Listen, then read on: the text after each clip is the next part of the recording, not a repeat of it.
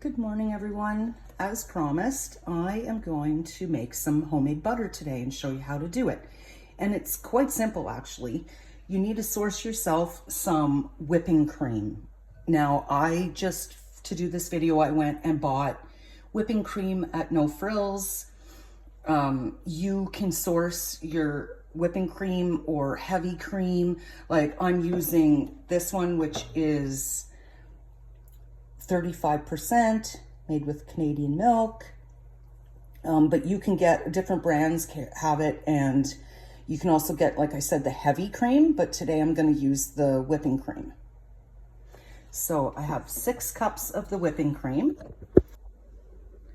Okay, so once you have all of your whipping cream into your mixer, you're going to turn it on like medium speed to a little faster past that. So like I'm gonna go for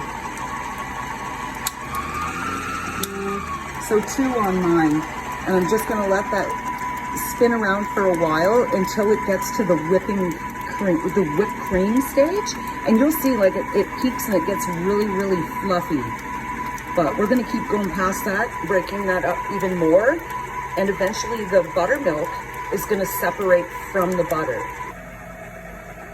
Now I am going to turn the speed up, but a little handy dandy tip I'm going to show you is get yourself a towel to cover up that peekaboo thing because it is going to spray everywhere, especially once you start getting close. So let's get this in here. There, so see, I just kind of wrap the towel around, then you can go wild. You can turn it up really fast to speed it up now. Let's get going, and I'll just kind of keep an eye on it, because as soon as it gets really fluffy and there's peaks in there, that's the whipped cream stage. So you could just add some sugar to that and you have homemade whipped cream, guys. But we're gonna keep going, and we're gonna separate the buttermilk from the butter. Now I want to point out too that you're going to use this whisking one because I find that it works out the best and it makes it happen a lot quicker. So I would say that this is the whipped cream stage right here. So if you look in there, you can see, look at it, even looks like whipped cream. So at this point you could take that and you could add your sugar to it or honey or however you want to sweeten, and you have your very own homemade whipped cream. However, we are going to keep going. We're going to whip past this, okay? Now bear with the loudness, but I want to give you a little peek in here on what's happening. See how it's getting thicker like that? The fats are separating from the buttermilk. It's starting. So I vary, like I'll go from medium speed. Right now I'm up to number 5 on my machine. I'll even go up to 6 for a few seconds, back to 5, 4, and back up, just to get the stuff from the sides to go back down into the bowl and make sure that it's whipped well.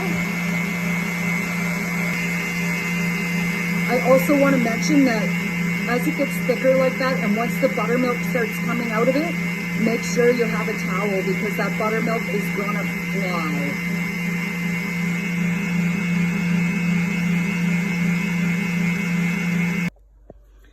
When you get to this stage and you see like the butter is starting to collect up there, I just like to take a spatula there and push all of the outside back down to make sure that all of that cream gets whipped evenly into the bowl.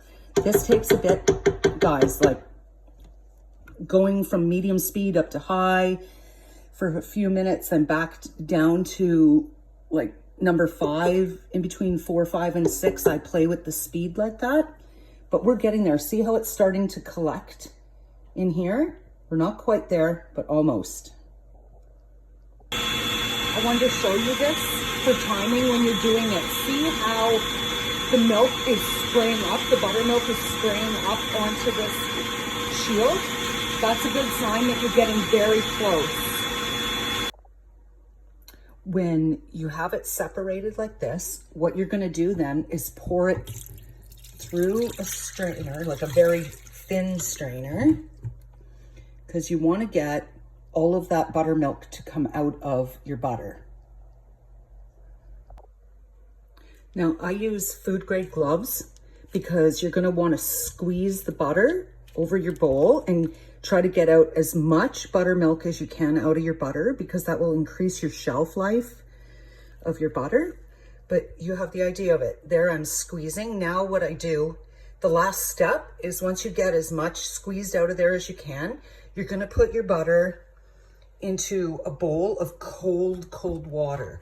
And that way the fat hardens up, which is the butter, and the rest of the buttermilk will come out. Now I rinse it like this, and I do it 2-3 times until the water that I pour off of my butter goes clear. Then you know that your butter is ready.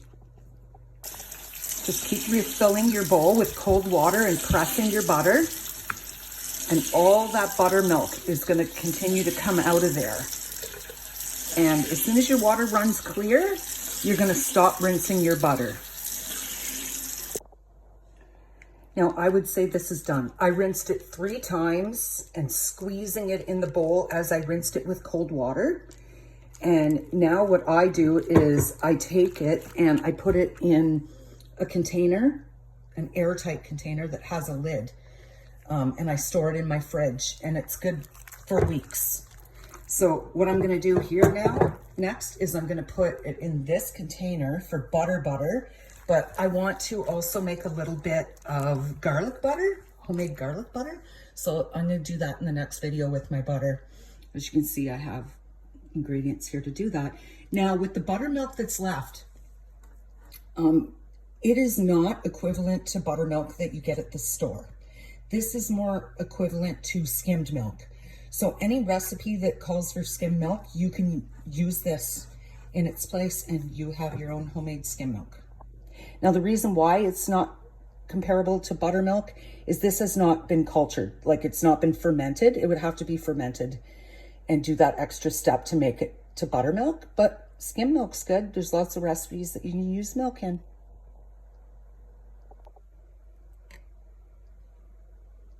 I'm just going to butter some crackers and see how this tastes.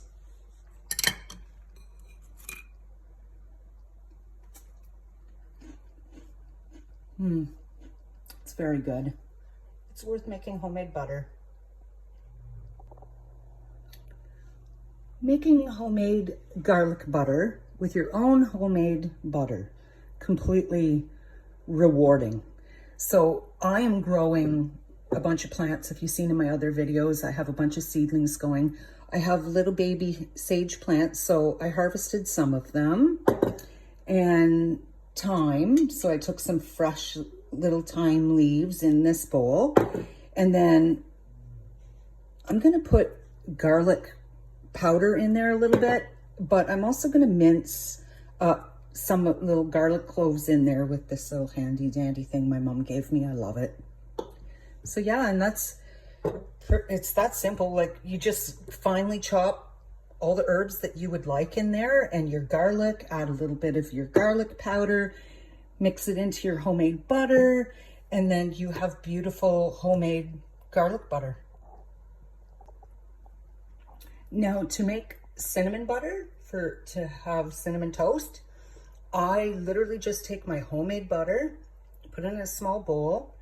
I add like a tablespoon of cinnamon and a teaspoon or 2, you can go by taste, of sugar, and blend it into your butter, and that's it. And you can have cinnamon toast.